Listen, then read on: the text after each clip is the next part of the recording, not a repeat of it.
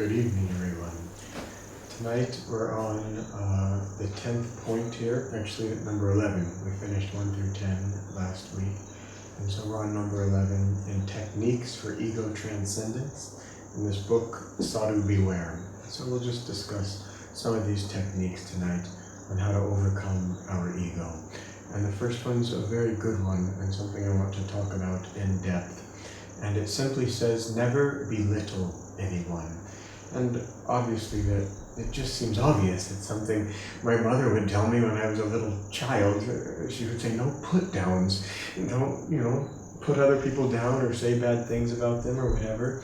And quite right. Of course, that in trying to get out of our ego, that we don't want to try to outshine others, or we don't want to look down on others and think, oh, I'm so much better than this person. For example, perhaps there's some woman named Usha, and she thinks I'm such a better carrot chopper than my friend Asha. But the reason I want to talk about this is it might be that Usha is a better carrot chopper than Asha, or it might be that you're a better accountant than your friend Bob, or that you're better at basketball, or that he's better at swimming, or whatever the case may be. And as we get into this, there's some validity, let's see how I want to approach this, in analyzing others, and looking at others, and using discernment, and seeing now, is this a person that I want to be around, or is that a person that I don't want to be around? And of course, because we want to be around people that are uplifting. And so we have to use our intellect, we have to use discrimination to know, is this a person that I want to be around? And so we have to ask, is this person good at this or good at that? But what it really comes down to is, what is this other person's consciousness? It used to be, perhaps many years ago in India, that if someone of a low caste, if their shadow even crossed someone's utensils as they were eating, that they would throw away the food, perhaps even throw away the utensils, and think, now it's all not clean anymore. This person has, dirtied this. And what that is a misunderstanding of the subtle nature of consciousness. I'm sure the scriptures say something that we have to use discernment in who we want to be around. And it's correct, but we have to understand that what that really means is not is someone good at chopping carrots or not chopping carrots, but what is the level of this person's consciousness versus that person's consciousness. And so we do want to be around people that have an uplifting consciousness, people that are cheerful and even-minded at all times,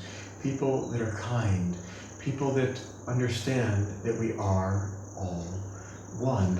And so this evening we're talking about how to get out of this ego, and what we're really trying to realize is that we are all one. But we're talking about it because you could say, oh, we're all one, so I should mix with everyone, I should just love everyone and just be close to everyone and everything's quite all right. And no, we can't do that. That if we're around people who are doing really wrong things, that they will pull us down. But you see, it's not that when we analyze others, or use discernment, whatever the word is that we're looking for, it's that at the end of it, we still want to have respect for them. That's the one word that I wanted to emphasize in this, is respect. Because each person, no matter how bad they are, is a soul, is a part of God, and ultimately will find union with God. It's just they might not be there right now. And so in our hearts, we need to maintain respect and see every person as a child of God, and see how much we can help others, and become very aware on subtle levels of who's pulling us down, who's pulling us up, how much can we pull others up, how much, can we pull them down even if we're in a deep mood or whatever, if we're feeling bad. We have to become aware of these things. But if there was someone, perhaps, someone's drowning in a lake, if you're a weak swimmer, it wouldn't be good to go out there and then you both go down. It would be much better to find a piece of wood or something that floats, and of course we want to try to help the person, but there's no use in two people dying just out of some high principle. So where this all comes down to is that we all have to respect one another. And then the final point I wanted to make on this is, yes, it says never belittle anyone, and that's saying don't take your ego and think I'm up here and you're down there. And so we're never going to get out of it. Then what the ego does is it flips that, and then sometimes we feel, oh, he's up here and I'm down there. And we're never going to get out of this game by analyzing and saying, now this guy's here on, this respect and that respect, and I'm here and there, and you'll never get out of it with the mind.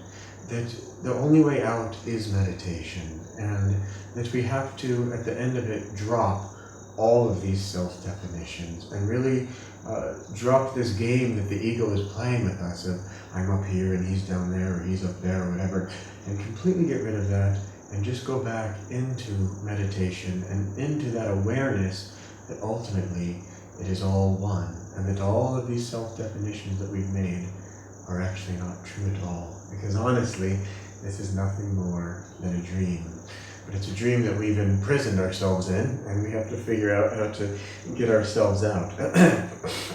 Number 12, never try, without some good and definite reason, to justify your actions, ideas, or accomplishments. And you see, the ego is a vortex, and it lives right here. And no matter what we're doing, no matter what we're talking, we're always, because we all do live in ego, that it's the ego's tendency to draw it back and say, I did that, or the reason I did that was because this, and this, and if you were in my position, you would do this, and this.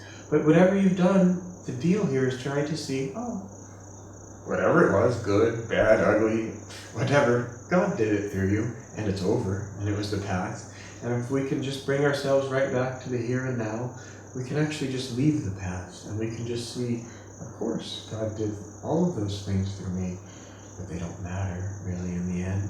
They don't matter at all. Maybe to the only extent they matter is, did they teach us something on how we can be closer to God? Did they help us go more into a state of our soul and less into a state of our ego? So that's that one.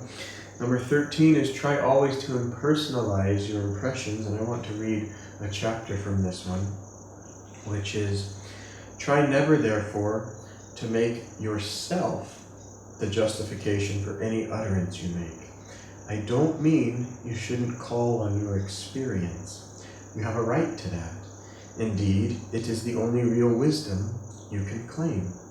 Never say, however, I know, owing to my own special talent or insight. So let's take an example. Let's say that you're a baker and that you've been baking bread for the last 30 years and you know everything there is to know about baking this type of bread and that type of bread.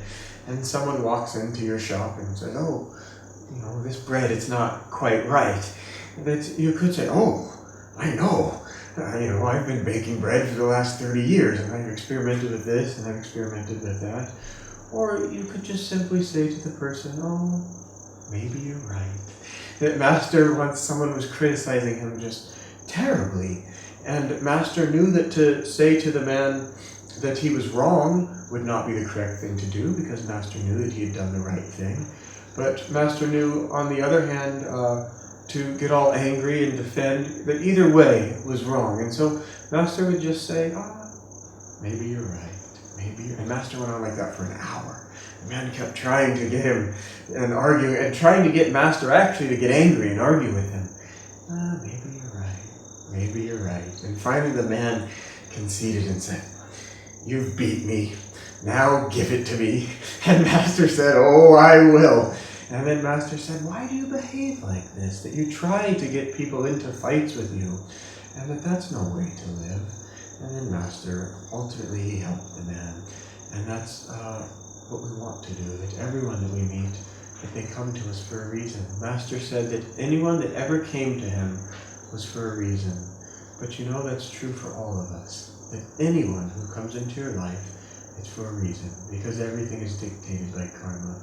And really we can learn something from everyone. And we always can have an attitude of sharing, of helping, of nothing else, of trying to uplift, subtly, you could say, with our own vibrations.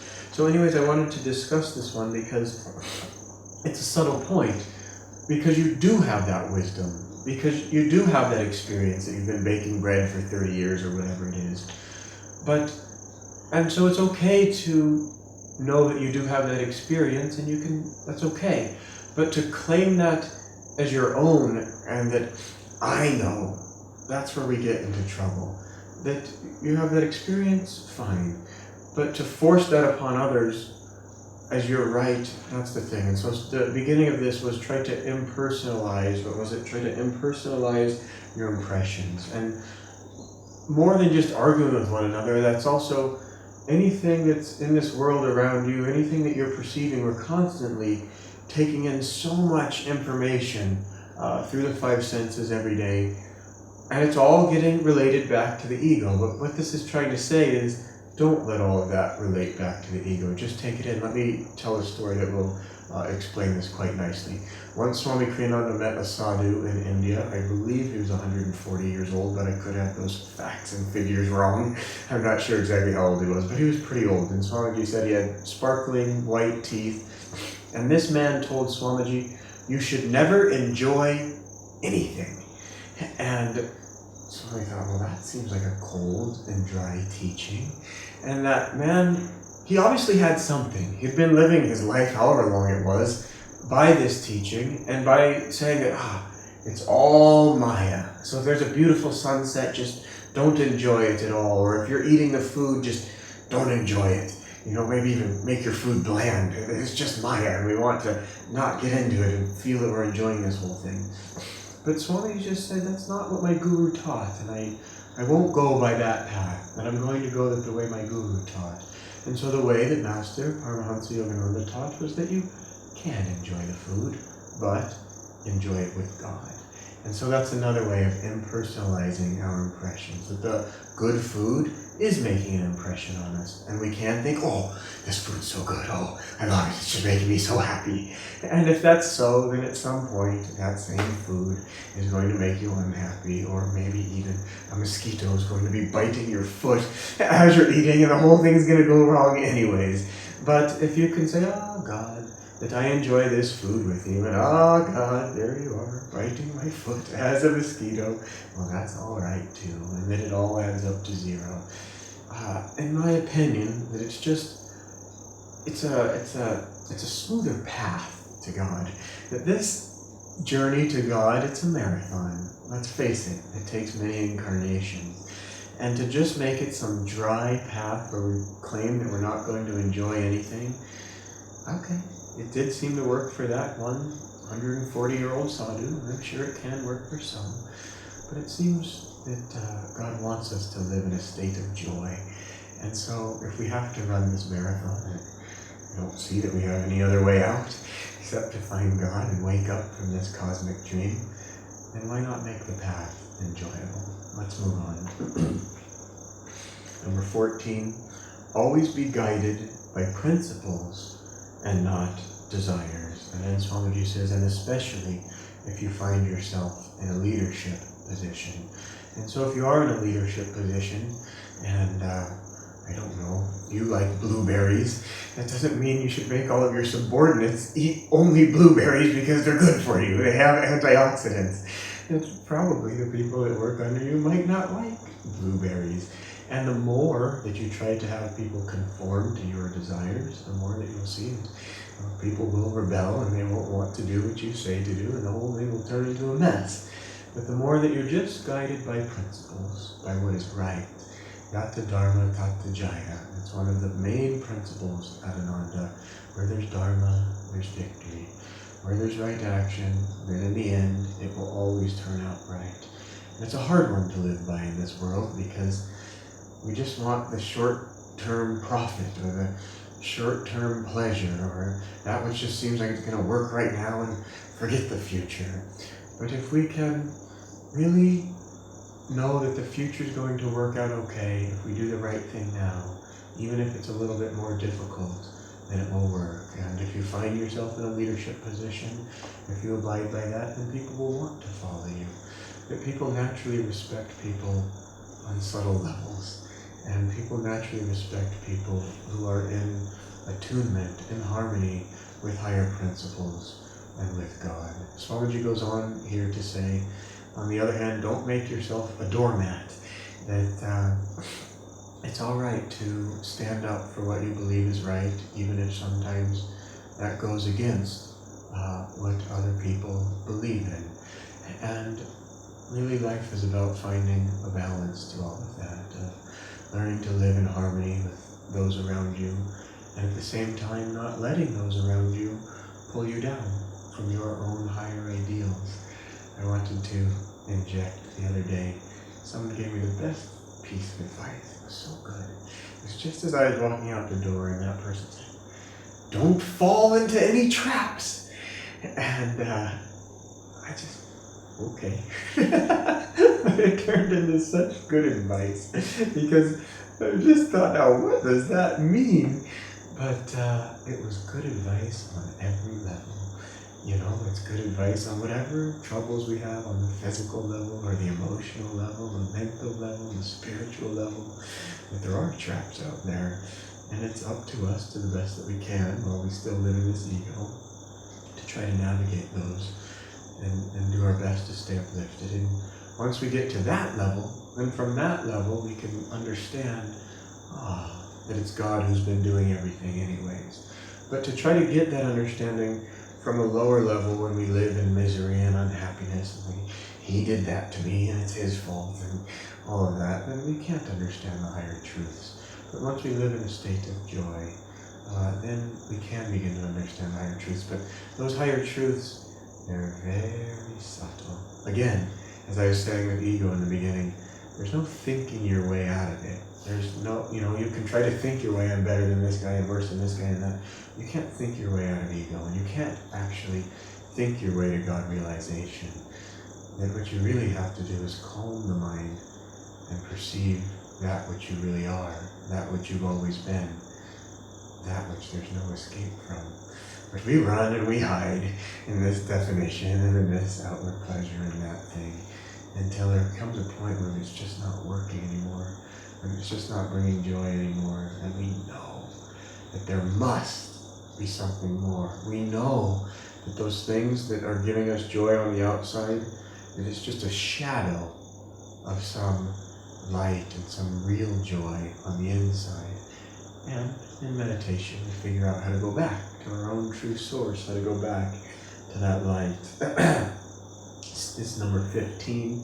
Stand up for what you feel is right, but try to make it clear always that you are not trying to impose on anyone values that are merely personal. So if you say, I think this is right, it just turns into a quarrel. But if you just say, well, it seems that, the scriptures say, or that time after time again, that people have done this, and that this is the way that it seems to be right. Even on the search for God, in the beginning it's so, you wonder, these guys are going this way, and these guys are going this way, but the true scriptures, there's no scripture out there that says, you must hate everyone. That the scriptures all say, God is love, and that you have to love your brother.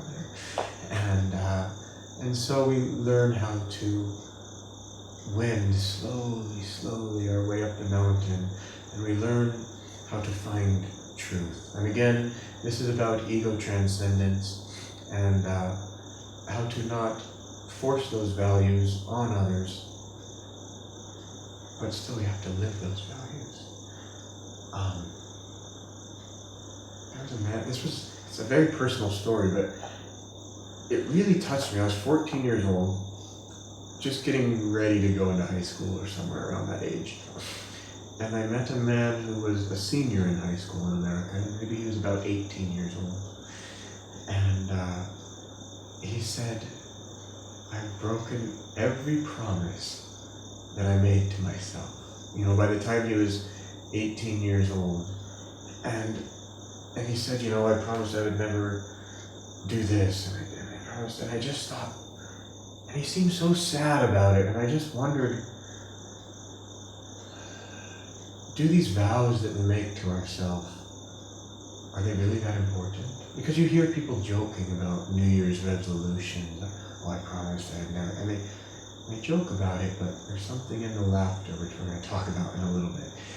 And I just thought I have to figure out what my values are. I have to figure out what those principles are. And even though the world will try to just crush you and take those values away from them, if you stick to them, you become a true man. You become a true human being. You become a true child of the light. And you gain a true power. And if you break them, you become a weak reed, leaning on others for support, always trying to see what the world can give you to make you happy, and hoping that others can give you happiness. And they never can. Only God can give you happiness, and you can only find that on the inside. Anyways, don't want to get too serious, so let's move on here. And number 16, laugh with others, but never at them. And this is a fun one. Again, if you go into these deeply and practice them and work on them, study others, and just take this one principle, never laugh at others, but with them, and go and watch people, and watch how they laugh. There's so much just in a laugh, that the way that people laugh, sometimes it betrays their inner soul, that they have so much ego, the way they, sneer at others almost, and like, I'm so smart and that stupid guy. Or there can be a deep laugh on the inside, that really comes from just the soul. It's almost God laughing at the ridiculousness of his own creation, and that gets channeled through you. And so you can laugh at the hilarity, at the silliness of this whole drama. And it's good to have levity, to have joy, to not take things so seriously on the spiritual path. And it's good to laugh. The other day I was listening to a talk by Swami Kriyananda, which was on Kachari Mudra, which is this esoteric, crazy yogic technique that I don't want to get into tonight. But you would think, oh, this is such a deep topic. And, everyone, and in the background, everyone was just laughing and laughing. And I thought, that's how an ashram should be. That's how a spiritual community should be.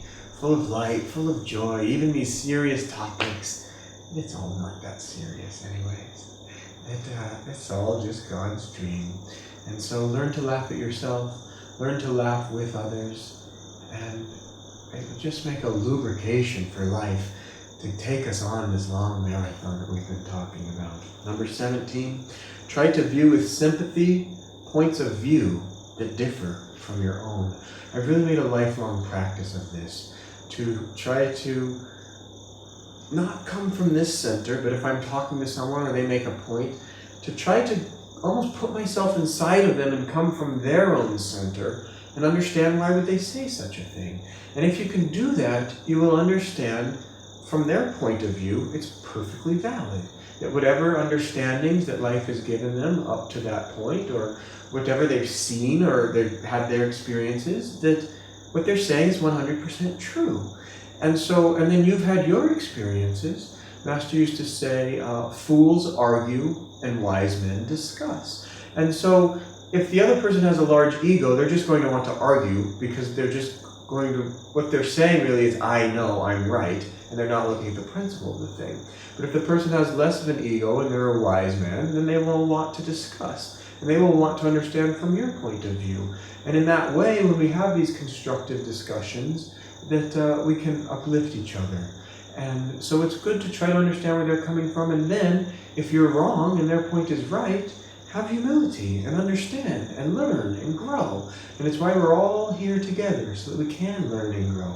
Master used to say that the problem is that people are all crazy, but the problem is that people of the same type of craziness mix with those same type of people. And that the only way we can get out of our craziness is to mix with other people that have different points of view and that have different experiences or that come from different cultures or whatever, even different religions, and try to understand. And in that way, we grow, and that's the joy of life. So why not live in that joy and that understanding? Number 18, try not to tell stories of which the main point is to make you look good. And if you'll go into this one, and there's a certain art to be able to start talking and paying attention to yourself and analyzing yourself. And that art is not being so wrapped up in your ego that as you're just talking, that you're almost spellbound by your own ego and your own story.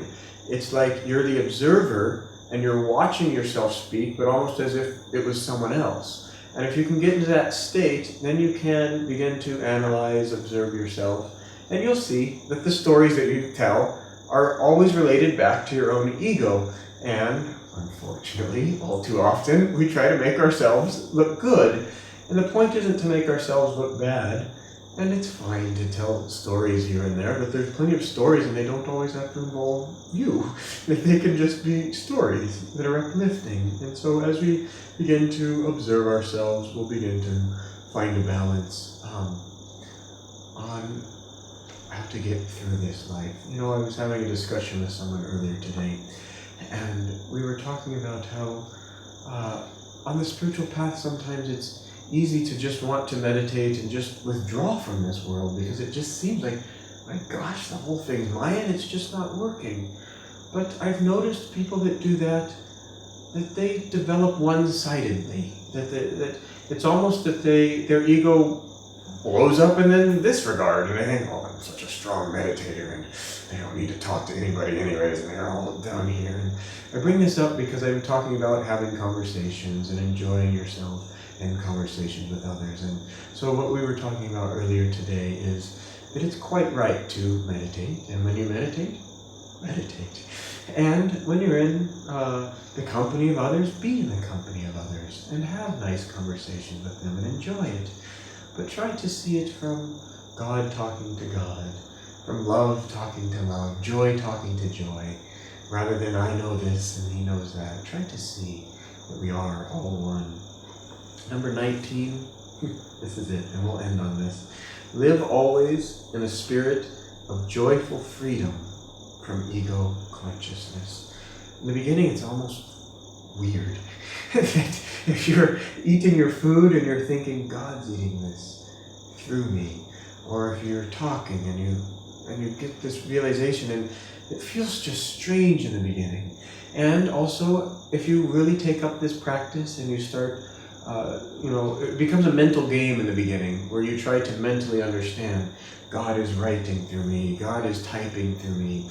But that's non-sustainable to keep up that mental game because ultimately what we're trying to do is raise our consciousness to a point where we understand that God's the doer. And it's not just raise our mental awareness to this.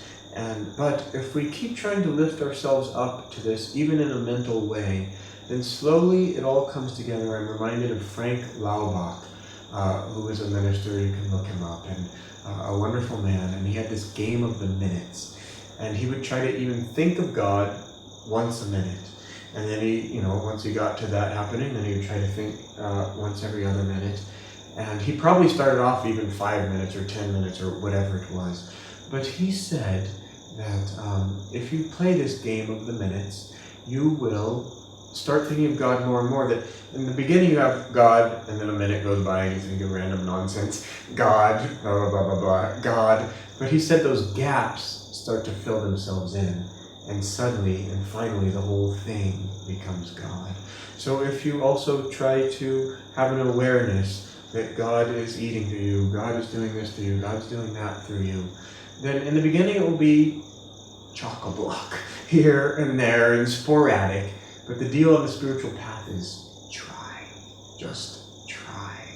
And then all the gaps will start to fill themselves in, and then it won't become such a mental game. It will become more of a state of consciousness, where the heart and the mind are both engaged together, and that this feeling of awareness of that you're not this little self. You're not at all. I had the strangest dream. I'll end with this. And that was, in the dream I was looking into the mirror, and I was thinking, now the scriptures say that I'm one with everything, that I'm this huge state of consciousness. And I'm looking in the mirror and I'm saying, well then if I'm everything, why did I choose to identify with this face? Why did I choose to identify with this ego?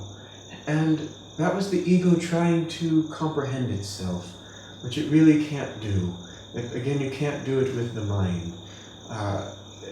That the mind would have, if it was able to, it wouldn't ask that question. It wouldn't have said, I'm just in this little body. It would have known that it was in all bodies, and that it was omnipresent. And so we can't think our way out, but it's alright. We just want to try in every which way we can. And even if we're a Gyan Yogi and we just want to understand and think about it, that's alright too. There's many different ways out. We have a little bit of devotion, at least enough to ask God to help us and guide our thoughts. And He'll guide our thoughts to the point where we get to when we just want to meditate. And then we'll ask God to help in our meditations, and He will. And in the end, it will just turn into all joy. So this has been plenty long enough. Joy to you, and see you again soon.